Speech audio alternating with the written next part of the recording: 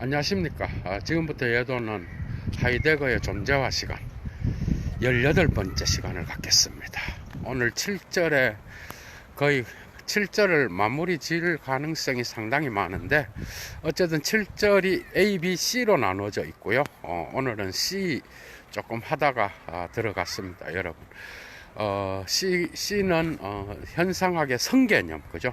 현상학의 성개념. 요 부분을 오늘 여러분들과 함께 고찰하도록 하겠습니다. 아마 아인라이퉁이죠. 서문이 이제 오늘 끝나고 19번째 강좌로서 서문이 끝납니다, 여러분.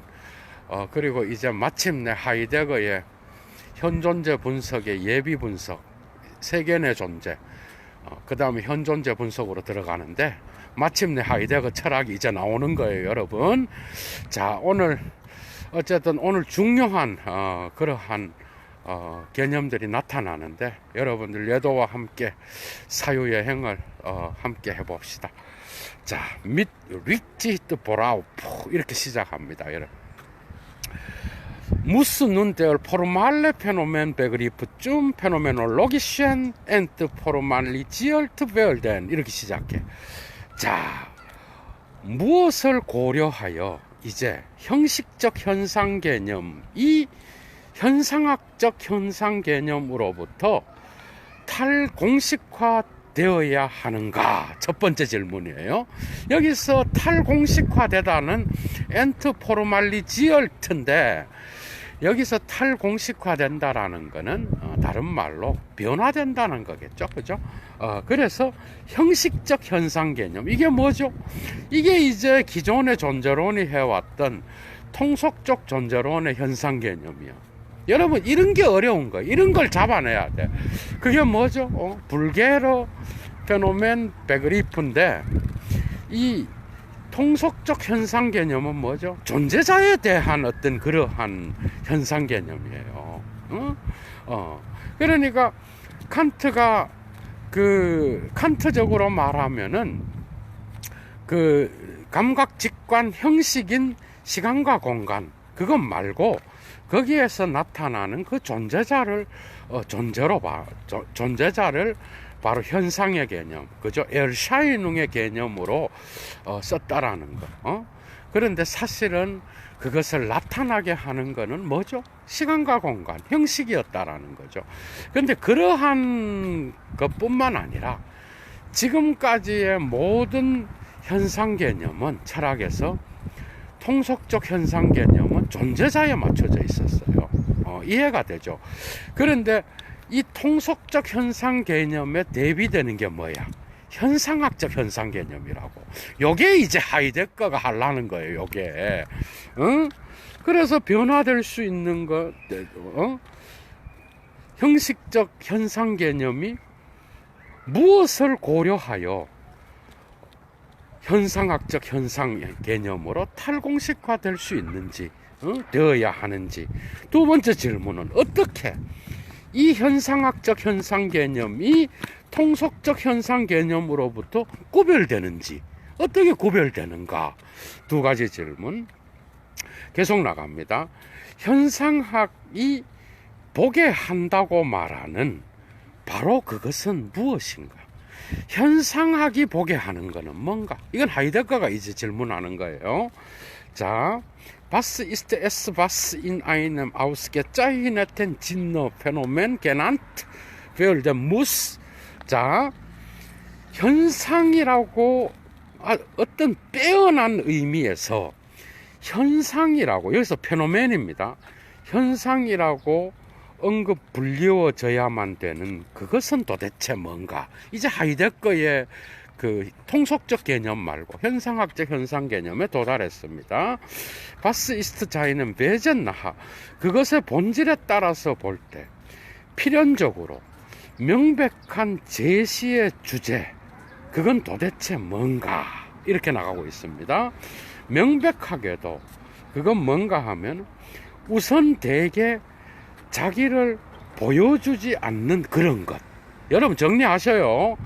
그런데 우선 대개 자신을 보여주는 것에 대비하여 게겐위벌댐입니다. 독일어로 대비하여 감추어져 페어볼겐 이스트 감추어져 있는 그런 것. 이해가 돼요? 계속 정리하시죠. 하고 계시죠?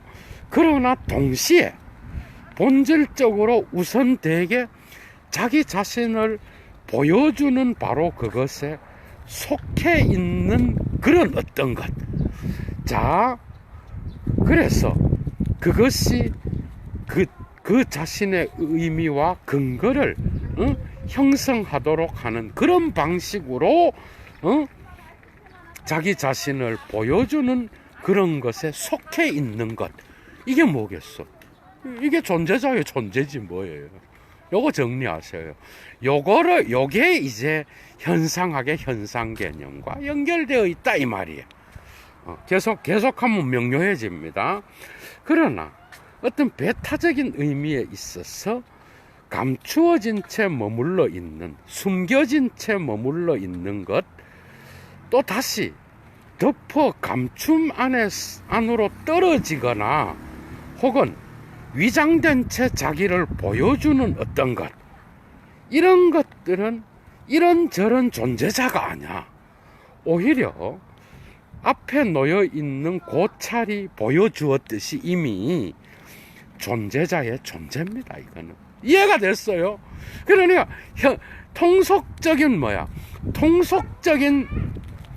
현상 개념이 어디에 맞춰져 있어서 존재자, 이런저런 존재자에 맞춰져 있었는데 신도 존재자였어요. 중세에는 여러분 최고 존재자. 그런데 하이데거의 현상학적 현상 개념은 어디에 맞춰지는 거예요? 존재자의 존재에 맞춰져 있다 이 말이에요. 완전히 다른 개념이죠. 그죠? 그래서 이것은 어느 정도로까지 은폐될 수 있는가 하면은 그것이 망각되거나 그리고 그것에 대한 그리고 그것의 의미에 대한 질문이 아직 제기되지 않은 채 바깥에 머물러 있는 그런 정도로까지 은폐되어 있을 수 있는 거예요. 이해가 되죠? 그래서 숨겨져 있을 수 있는 거야.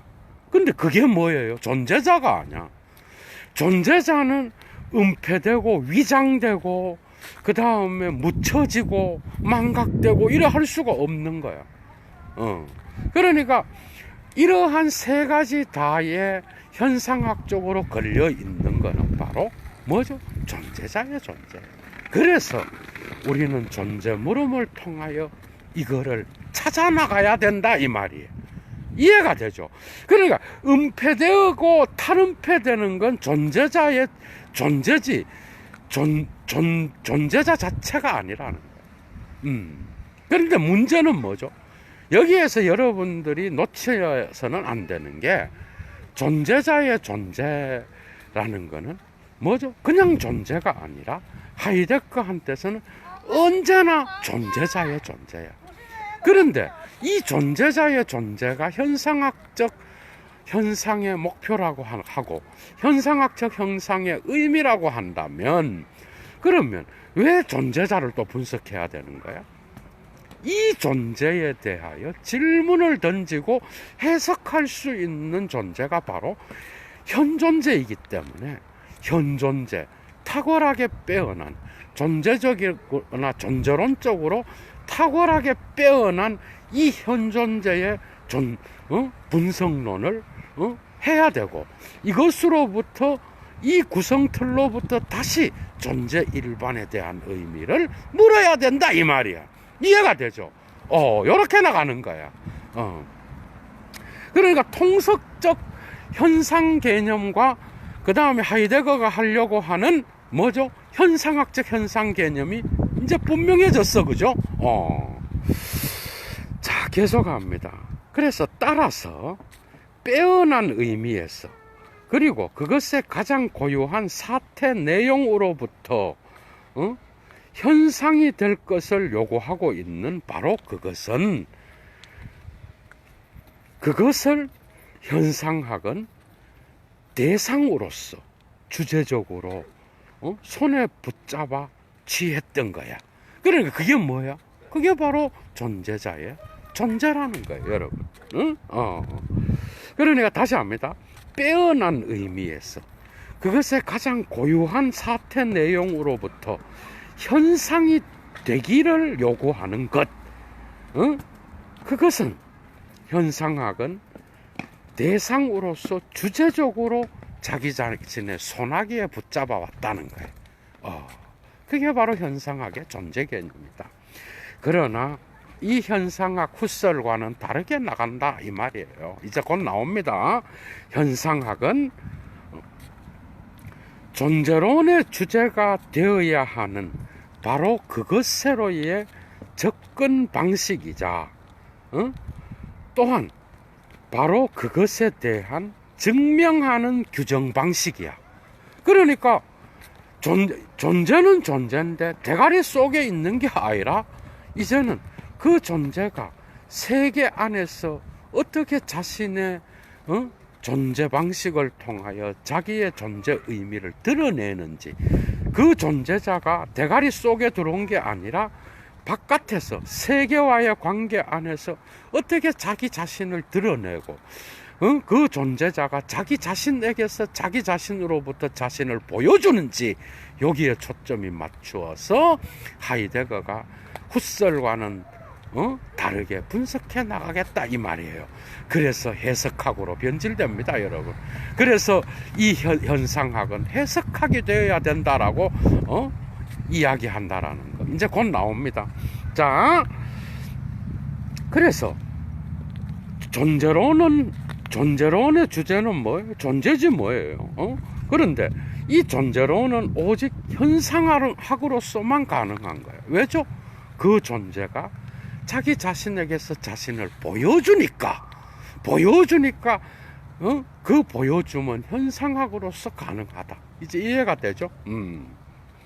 그래서 현상학적 현상 개념은 자기를 보여주는 것으로서 뭘 의도하고 뭘 의미하는가 하면은, 첫째, 존재자의 존재, 그리고 존재의 의미, 그리고 존재의 변형태들과 데리바테, 뭐죠? 파생태들, 이런 것들을 지향하는 거야.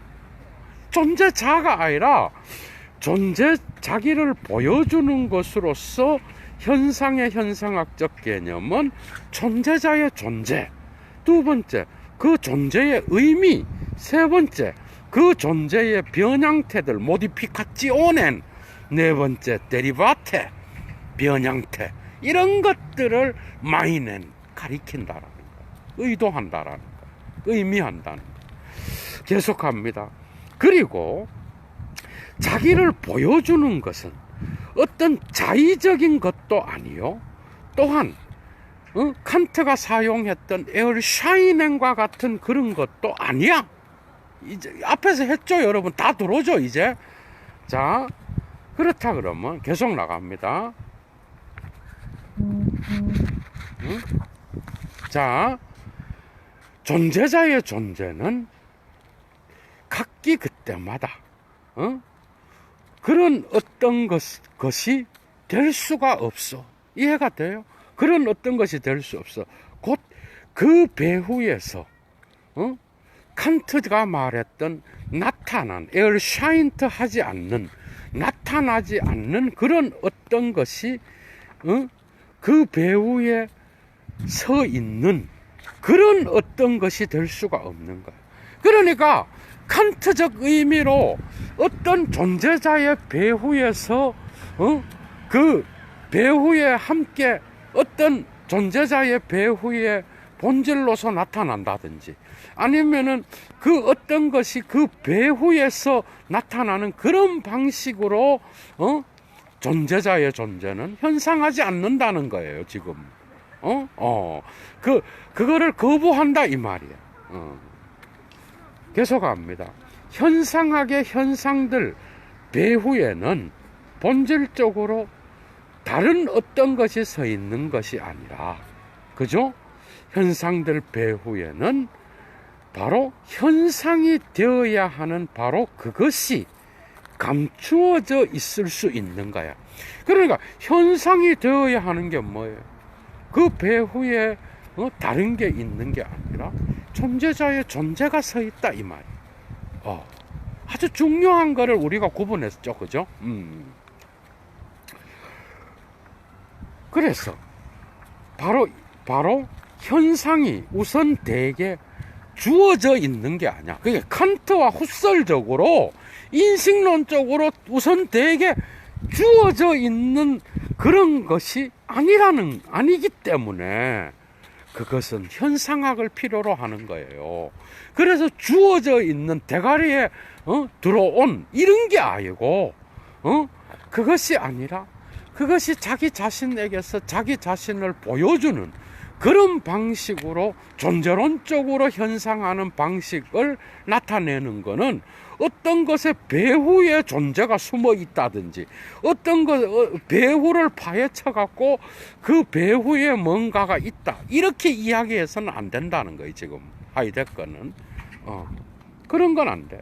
오히려 그게 주어져 있지 않는 거기 때문에 더욱더 그죠? 더욱더 이것은 뭐죠? 현상학을 필요로 한다라는 거예요. 점점 숫설과 구별됩니다 이제. 그래서 감추어져 있는 그것은 현상과는 반대 개념이에요. 맞죠? 감추어져 있는 거는 현상과는 반대 개념이죠. 현상은 나타나는 거고 드러나는 건데 감추어져 있는 거는 현상과는 반대 개념이에요. 그래서 여기에서는 이 감추어져 있는 것, 그러니까 뭔가 드러나 있는 게 아니라 은폐되거나 감추어져 있거나 위장되어 있는 요것을 끄집어내는 게 매우 중요하기 때문에 이제는 현상학 갖고는 안 되고 그 현상학이 해석하게 돼야 되는 거예요. 이해가 돼요? 이제 달라집니다. 점점 후설과 다르게 나갑니다. 물론 인식론적이고 존재론적인 차이는 어제 예도가 충분히 설명을 했고 이제는 이 존재의 은폐성을 드디어 하이데거가 분석해. 매우 중요합니다. 은폐성, 숨겨져 있음, 세 가지로 나타납니다. 그래서 이 은폐성을 탈은폐시키는 게 바로 현상학의 어떤 과제요. 그래서 현상학은 해석하게 되는 거예요. 그 과정에서. 이해가 되죠? 충분히 계속합니다. 그래서 현상들, 여기서 쓰는 건 다 페노멘입니다. 현상들에 가능한 덮어 감추어져 있음, 덮어서 가려져 있음의 그 종류는 다양해. 다양한데 첫 번째로 현상은 그것이 발견되지 않았다는 의미에서 아직 여러분 줄 빡빡 치고 따라와야 돼요. 아직 발견되지 않았다는 그런 의미에서 현상은 덮어 가리워져 있을 수 있어. 독일어로 페얼데켄이야. 여기서 덮어서 가리워질 수 있는 거예요. 아직 발견되지 않았으니까. 자, 이러한 것의 정립은 이러한 현상의 정립에 대하여서는 켄트니스가 있을 수 있고 운켄트니스가 있을 수 있어. 맞죠? 인식론적으로 여기에 대한 이러한 현상의 베슈탄트 정립에 관하여 정립뿐만 아니라 존속도 되는 거야. 어떤 존속에 대하여 지식을 갖고 있을 수도 있고 알을 갖고 있을 수도 있고 알미 없을 수도 있는 거야. 그래서 현상은 더 나아가서 독일어로 페어르슈텐입니다. 페어르슈테트자인. 현상은 더 나아가서 생매장 될 수 있어. 뭐죠? 덮어 감추는 게 아니고 이건 생매장 된다는 건 뭔가를 매장시켜 버린다는 거예요. 그러니까 파묻어 버린다는 거야. 그게 파묻혀질 수 있는 거야, 여러분. 파묻혀질 수 있다.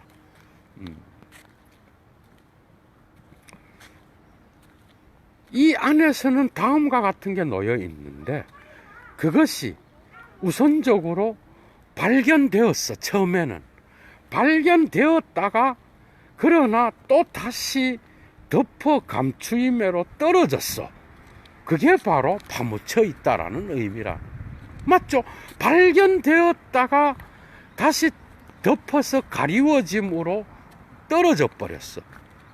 추락해 버렸어. 그래서 이런 특징을 가진 게 바로 파묻혀져 있다라는 거야. 어떤 현상이. 독특합니다, 여러분. 그래서 이러한 덮어 감춘다라는 거는 총체적인 덮어 감춤이 될 수 있다. 그러나 통상적으로는 우선 발견된 것은 여전히 눈에 보일 수 있는 거예요. 그렇죠, 그죠? 그런데 이 덮어 감추임은 전체가 다 감춘 것일 수도 있고 부분적으로 감추어진 것일 수도 있는데,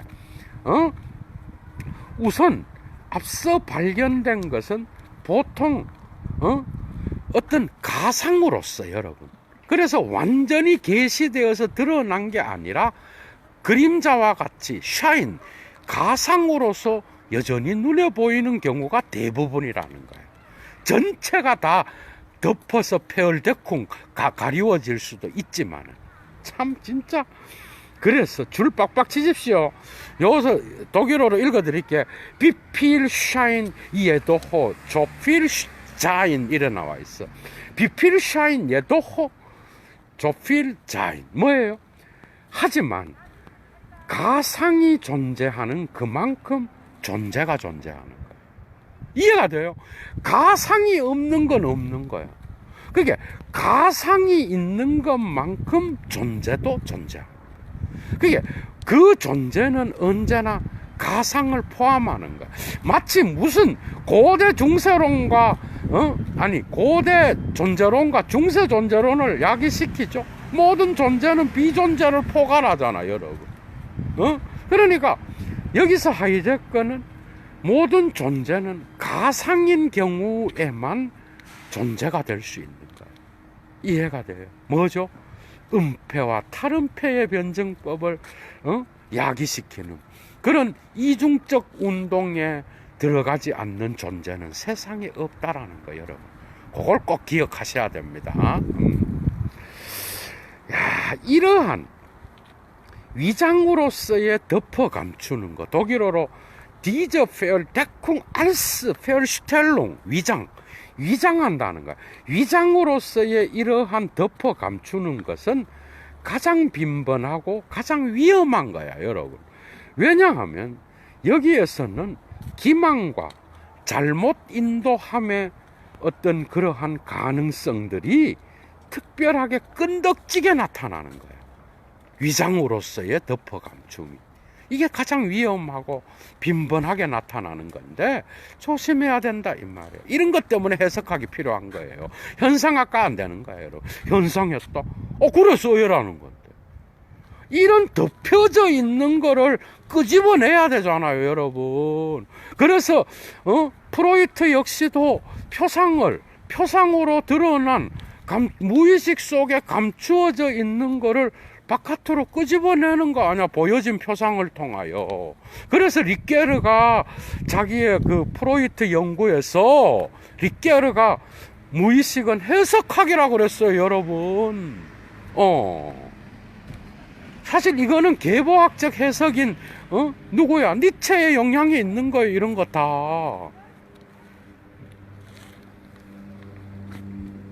왜냐하면 계속합니다. 그래서 사용 가능하지만 그러나 그것의 토착성 안에서 가리워진 채 둘러싸여서 감싸여서 가리워져 있는, 여기서 독일어는 페어휠렌입니다.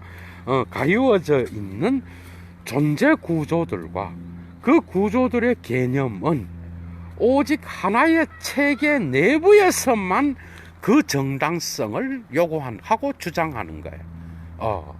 그런데 이러한 사용 가능하지만 그 지면, 토착적인 지면적인 관점에서 토착적 바닥 지면 안에서 가리워진 채 있는 존재 구조와 그 개념들은 자 하나의 체계 내부 안에서 구성적인 갈로침의 근거 위에서만 이해가 돼요. 하나의 체계 안에 어떤 특정한 구성적으로 페얼클라머롱 요거는 요런 식으로 갈로 쳐서 뭔가 집게로 찝듯이 묶어서 그런 뜻이에요. 원어적으로 페얼클라머롱이 그 하나를 구성적으로 덩어리로 만드는 거야. 그런 것에 근거해서만 이러한 뭐죠? 존재 구조들과 그 개념들은 어떤 것으로서 자신을 내어주게 되는데 어떤 것인가 하면은 그 이상의 정당화를 필요로 하지 않아. 그래서 명백한 것이요. 그렇기 때문에 계속해서 진보해 나가는 그러한 뭐죠? 데둑지온 연역으로서 연역의 결말로서 거기에 봉사할 수 있는 그런 어떤 것으로서 자신을 내어준다는 거예요. 그런데 여기에서 아우스 강은요, 결말도 되고 뭐야? 출발도 돼요. 이 독특한 독일어야. 그러니까 뭐야? 계속 진행해 나가는 연역. 그런데 그 연역이라고 하는 거는 뭐죠? 출발과 결론으로서. 그죠? 거기에 봉사할 수 있는 그런 어떤 거. 그러니까 어떤 정당화를 필요로 할 정도로 그런 게 아니라 정당화가 필요 없을 정도로 명정적이고 명료하다는 이야기예요. 근데 요 포인트에는 하이데거의 포인트가 결코 많지 않습니다, 여러분. 은폐를 얘기할 때에 이 존재 구조를 설명하고 있는 거예요. 그러니까 구성적으로 어떤 체계가 있고 존재론의 체계가 있겠죠. 그 체계 안에서 관로 쳐진 그런 것들, 구성적인 것들에 근거하여 그런 정당화가 더 이상 필요 없는 명료한 어떤 것으로서 자기를 내어주게 된다라는 거예요.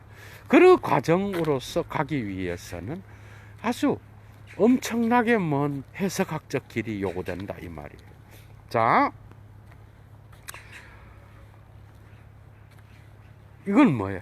페얼데쿵, 덮어 감춤 자체. 그것이 세 가지로 나타납니다. 페얼데쿵은 첫째, 페얼볼겐하이트, 뭐죠? 감추어져 있음의 의미에서 독일어로 정리하십시오.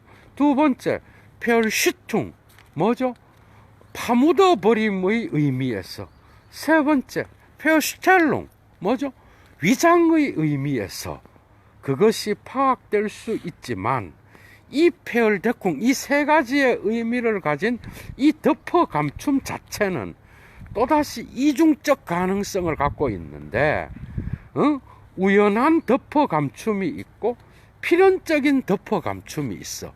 그런데 이런 것들은 발견되어 있는 것의 존립 방식 안에 근거를 두고 있어. 이해가 돼요? 발견된 것.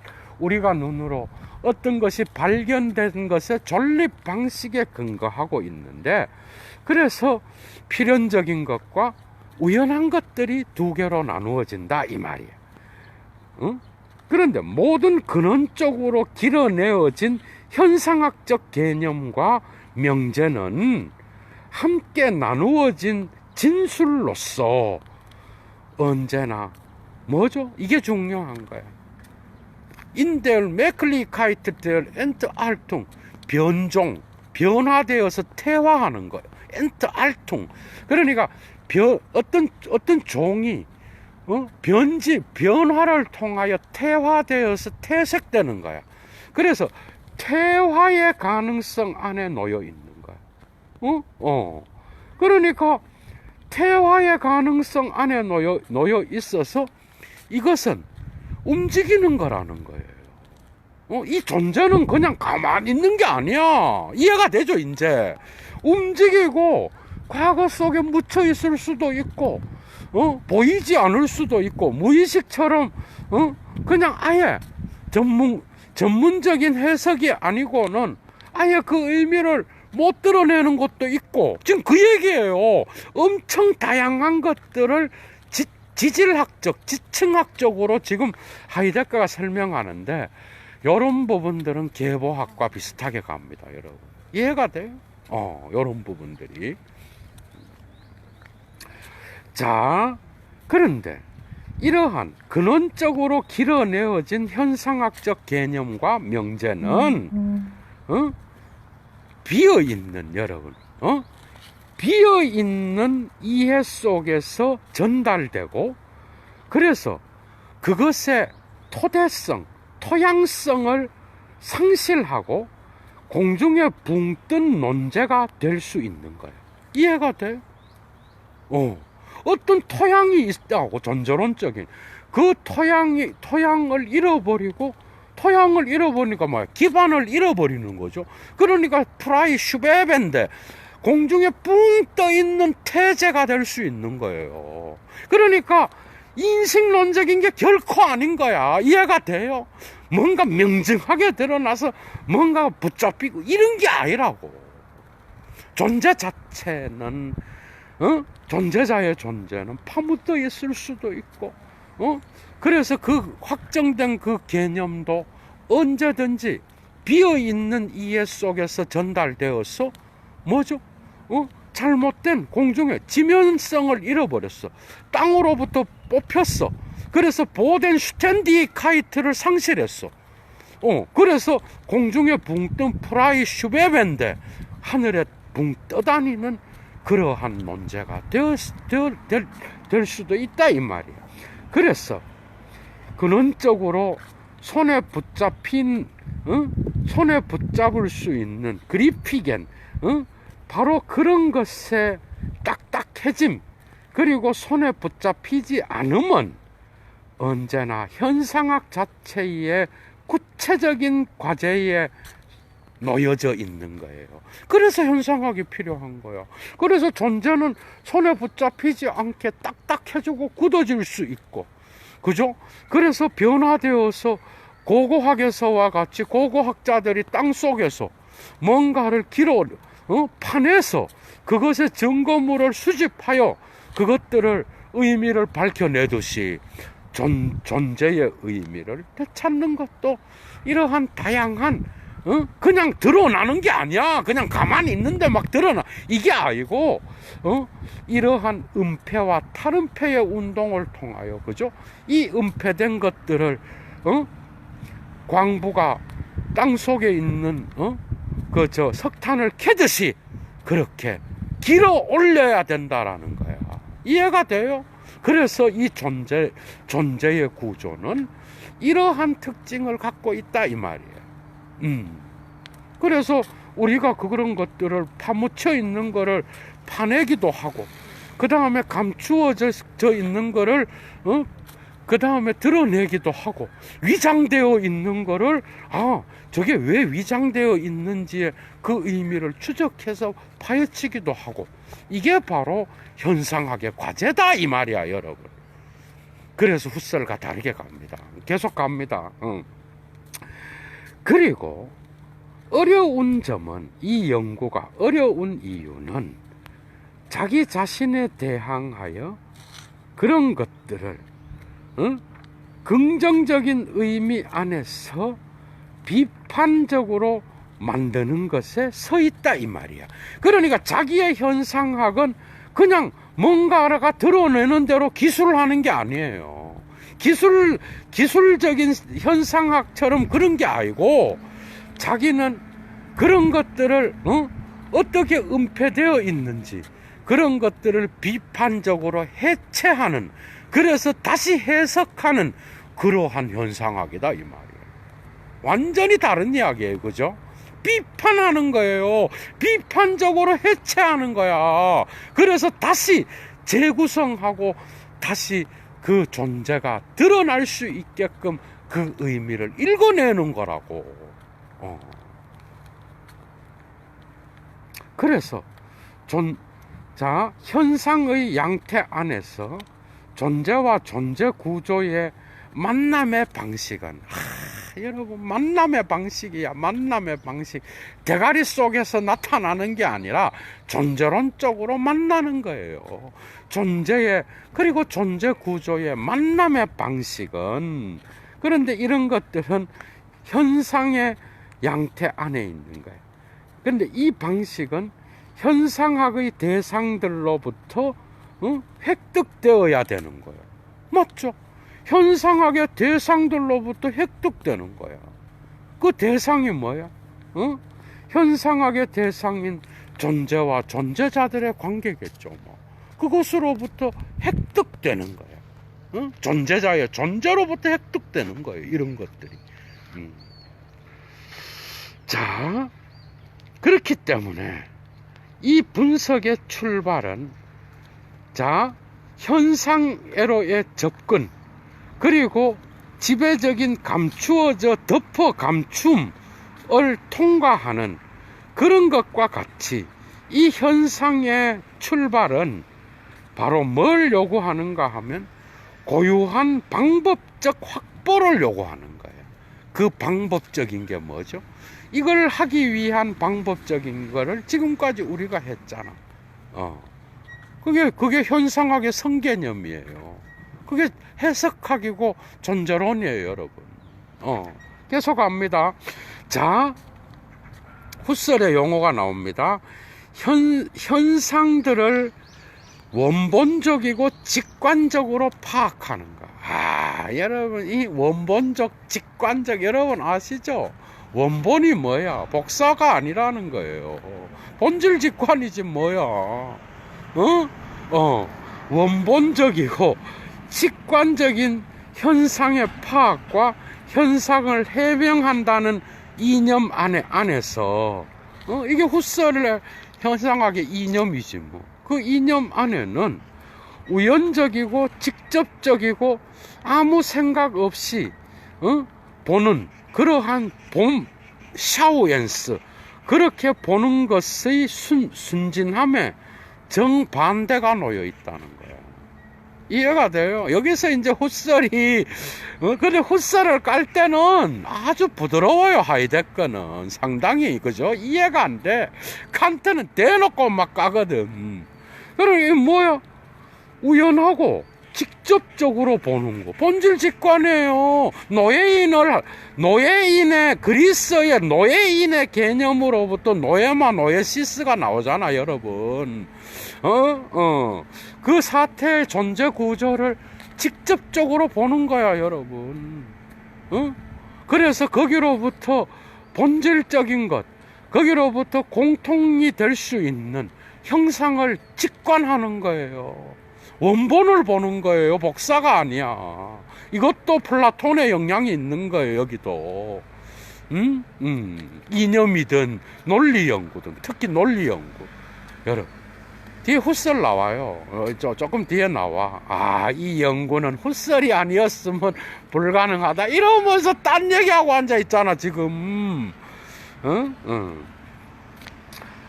자, 계속합니다. 그래서 우연하고 직접적이고 운베다텐, 뭐야? 어떤 지성이 들어가지 않은, 지각되지 않는, 아무 생각 없는 그러한 봄, 이러한 봄의 순수성의 정반대적인 요소가 이러한 이념 안에는 놓여 있다는 거야. 그러면서 이제 지 얘기 또 합니다. 자, 현상학의 뭐예요? 그랜츠텐, 한계 규정된 그 성개념의 지면 위에서 이제 또한 현상적 그리고 현상학적 이 두 가지 전문 용어가 그 의미에서 고정되어야 돼요. 첫 번째, 현상적인이라는 말은 현상적이라는 거는 뭘 말하는가 하면 현상의 만남의 방식 안에서 주어져 있으면서 해명될 수 있는, 설명될 수 있는 그런 것. 그러니까 어떤 존재자의 존재가 직접 나타나는 상황을 말하는 거예요.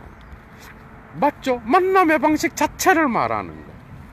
그런데 현상학적이라는 건 뭔가 하면은 자, 제시와 해명, 설명의 방식에 속한 모든 것을 의미하고, 두 번째는 이 연구에서 요구되는 개념성을 형성하는 모든 것을 형상학적이라 그러겠다.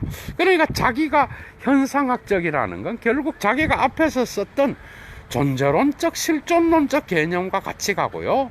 여기서 현상적이라는 개념은 존재적, 실존적이라는 개념과 어느 정도 엔트슈프레헨 상응해서 같이 간다는 거 참조하셔요. 자, 이제 그래서 현상학적 의미에서의 페노멘, 현상은 언제나 오직 존재를 형성하는 것이기 때문에 이해가 되죠? 완벽히 이해되잖아. 아까 했잖아. 다 존재자가 아니야. 현상학적 현상의 개념은 존재야. 그래서 존재를 형성하는 것이기 때문에, 그러나 각기 그때마다 이 존재는 존재자의 존재야. 얘도 아까 말한 거 다 나오죠. 그렇기 때문에 이러한 존재를 프라이레궁 들추어내 갖고 노출하는 것에 그것을 목표로 하기 위해서는 우선 존재자 자체를 정당하게 데려오는 것이 필요한 거야. 맞죠? 이런 것들을 하기 위해서는 존재를 드러내기 위해서는 우선 먼저 존재자를 올바른 방식으로 바이브링엔 데려와서 가르치고 전수해야 돼. 바이브링엔은 그런 뜻이에요. 그러니까 올바른 존재자를 그러면 여기서 존재자가 누구야? 현존재지. 누구야? 현존재. 그래서 현존재 분석을 한다는 거야. 목표는 뭐야? 현존재 분석을 한 다음에 시간성으로 해석하고 그 다음에 존재 일반에 대한 의미를 물으려고 그랬는데 하다가 중도에 그만뒀잖아. 존재와 시간. 나중에 전향해서 홀츠 베개로 가버리고, 그죠? 다른 방식으로 가잖아, 여러분. 자, 그래서 이 존재자는 또한 그 안에서 참되게 속해 있는 그러한 접근 방식 안에서, 맞죠? 그에게 진정으로 속해 있는 접근 방식 안에서 자기를 보여주어야 되는 거야. 그러니까 현존자가 자기 자신 현존자에게 접근하는 방식은 사물에게 접근하는 방식과 달라야 되겠죠, 당연히. 그런 이야기예요. 그에게 맞는 접근 방식이 있는 거야. 그의 특성이 있는 거야, 고유성이. 계속합니다. 그래서 이리하여 통속적 현상 개념이 현상학적으로 중요해진다. 이제 들어와요? 이제 들어오냐고. 왜죠? 통속적 현상 개념은 존재자를 연구한 거였잖아. 그러니까 이 존재를 드러내기 위해서 존재자가 중요한 이유가 뭐야? 그게 바로 존재자의 존재이고, 이 존재자의 존재에 대한 질문을 물고 해석할 수 있는 자는 바로 인간 존재이기 때문에 이 존재자를 연구하고 존재 일반의 물음으로 가는데, 이 존재자에 대한 연구가 있어야 되기 때문에, 그래서 전통적으로 사용되었던 통속적 현상학적 개념도 중요하다 이 말이야. 이제 이해가 되죠? 맞죠? 통속적 현상 개념도 현상학적으로 중요해진다는 거야. 그러니까 자기의 기초 존재로는 통속적 현상 개념을 거부하지 않겠다 이 말이야. 물론 동일한 방식은 아니에요. 나중에 다 드러나겠지만, 그게 이 의미가 들어오죠. 뭔 말인지 썩 들어오잖아. 자, 계속 나갑니다. 그래서 현상학적 이 본래적 연구, 이 참다운 분석론, 본래적 분석론을 위한, 이 현존재 분석론이에요. 그 분석론을 위한 출발로서 뭐죠? 엑셈플라리션, 범례가 되는 존재자의 현상학적으로 범례가 되는 존재자를 현상학적으로 확보하는 앞선 과제, 선과제라 그러죠. 이 앞선 과제는 언제나 이미 이 분석론의 목표로부터 앞서 그려지고 있는 거예요. 맞죠? 선과제가 뭐예요? 그러니까 왜 이 분석론의 목표로부터 앞서 그려지고 있어? 이 분석론은 결국은 현존재 분석론이거든. 그죠? 그러니까 그 목표는 뭐겠어? 그 분석론을 하는 목표는 뭐야? 존재 물음을 던지는 거야. 존재 일반의 물음을.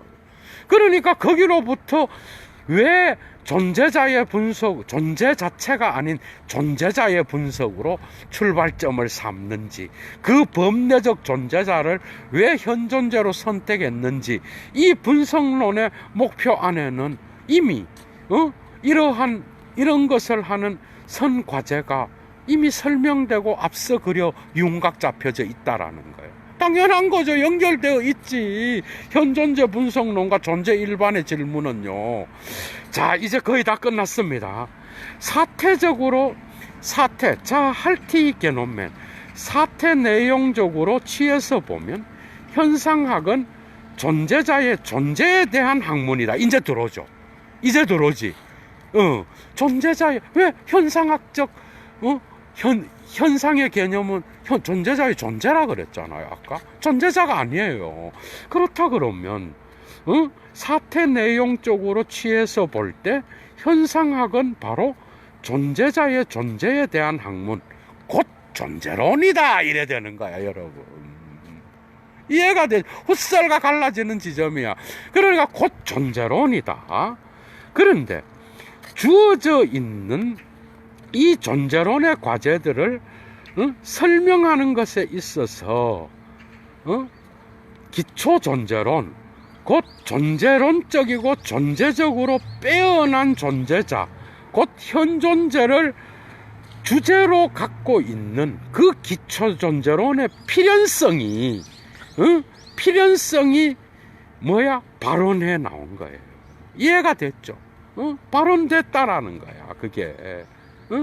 이 빼어난 존재자를 주제로 갖고 있는 기초 존재론으로부터, 그죠? 발언되어 나왔다라는 거예요. 여러분, 이해가 되죠? 그러니까 이 기초 존재론을 분석해야 될 과제 안에는 그 목표가 존재 일반의 의미에 대한 물음이 놓여져 있었다라는 거예요. 재밌습니다, 여러분. 그죠?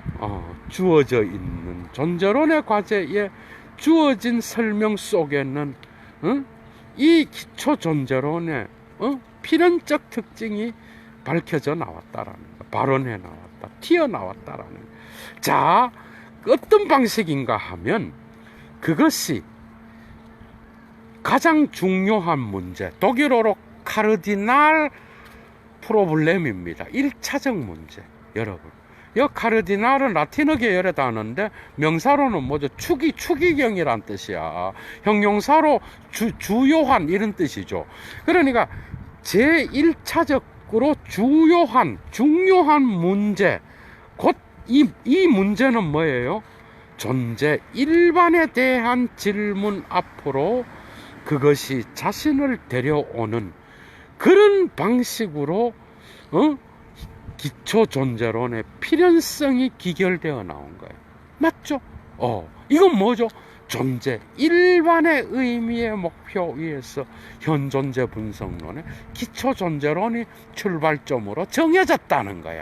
야, 여러분, 이걸 그렇게 많이 읽어도 헷갈렸던 건데 얼마나 여러분 명확하게 들어오잖아 이제. 그죠?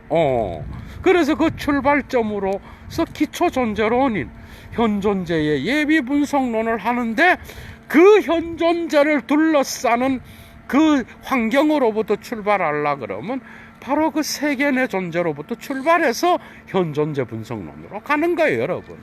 그건 자 이제 다 끝나갑니다. 그래서 연구 자체로부터 기결되어 나오게 될 것은 줄 빡빡 치십시오. Der methodische der phänomenologischen Deskription ist Auslegung. 자, 현상학적 기술의 방법적 의미는 해석이에요. 이래 나가는 거예요. 해석이야, 해석. 이제 달라지는 거예요. 이제 해석이고. 자, 현존재의 현상학의 로고스는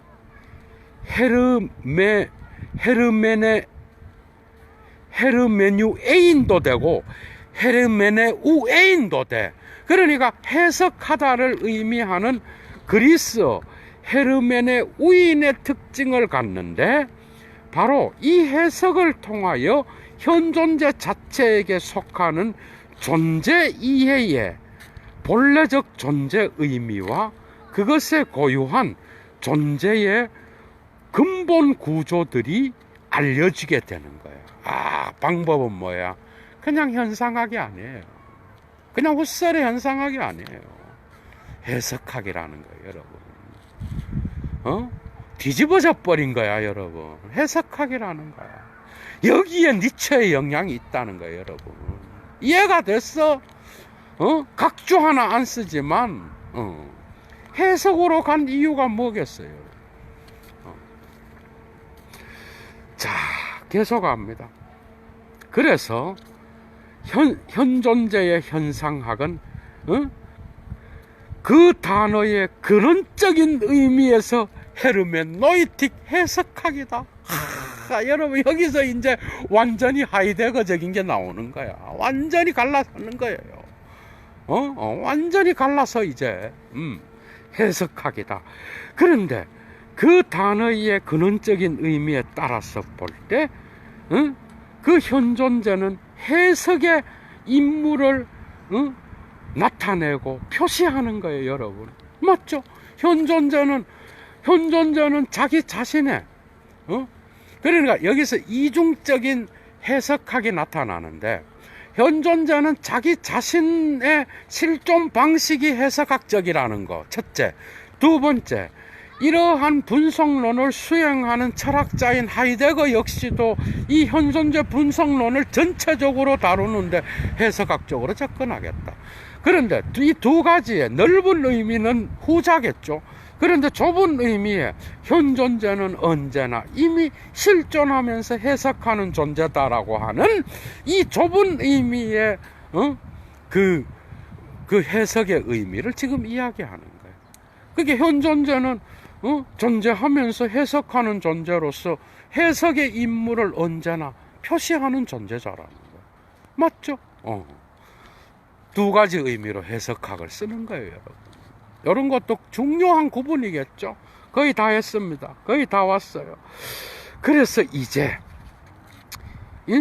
그러나 존재 의미를 여러 젖힘을 통하여 그리고 현존재의 근본 구조를 여러 젖힘을 통하여 어떤 지평이 모든 더 이상의 존재론적 연구, 곧 현존재적이지 않는 그런 연구의 가능성의 않는 그런 존재자의 저 모든 그 이상의 존재론적 연구를 위하여 어떤 지평이 분명해진다. 지는 한에 있어서 이 해석학은 동시에 모든 존재론적 연구의 가능성의 조건을 마무리 작업한다는 의미에서의 해석학이 된다. 요 설명하고 끝냅니다, 여러분. 뭔 말이야? 이 기초로 존재론의 분석은 결국 현존재 분석인데, 이 현존재 분석은 현존재가 아닌 다른 존재자들의 모든 존재론과 그리고 다른 현존재적이지 않을 뿐만 아니라 현존재적인 그런 다른 모든 존재론, 인간을 다뤘잖아요. 그런데 기초존재론이 안 나왔잖아, 지금까지. 그러니까 이 기초존재론에 대한 분석은 현존재적이든 아니든 모든 존재론의 조건을 정리 작업하는 토대로서 다른 존재론들을 연구하는 데 있어서 기초적인 작업이 될 수 있는 그런 연구로서 작동하게 되는데, 그래서 지가 하는 이 현존재 분석론, 현상학의 로고스가 해석학이라고 주장하면서 하려고 하는 이 하이데거의 현존재 분석론은 모든 학문에 퍼져 있는 다른 존재론의 분석론이 거기로부터 출발하고 거기로부터 도움을 받아야 되는 그러한 근원적 존재론이다. 지금 이 얘기를 하는 거야, 여러분. 이해가 되죠? 야, 이제 하이데거의 의미가 다 들어왔어요. 현상학적 기술의 방법적 의미는 해석이야, 여러분. 아우슬레궁이야. 이해가 돼? 해석이라고. 오늘 정점에 도달했죠? 자, 다음 시간 19번째 마지막으로 예도가 아인라이퉁을 끝냅니다, 여러분.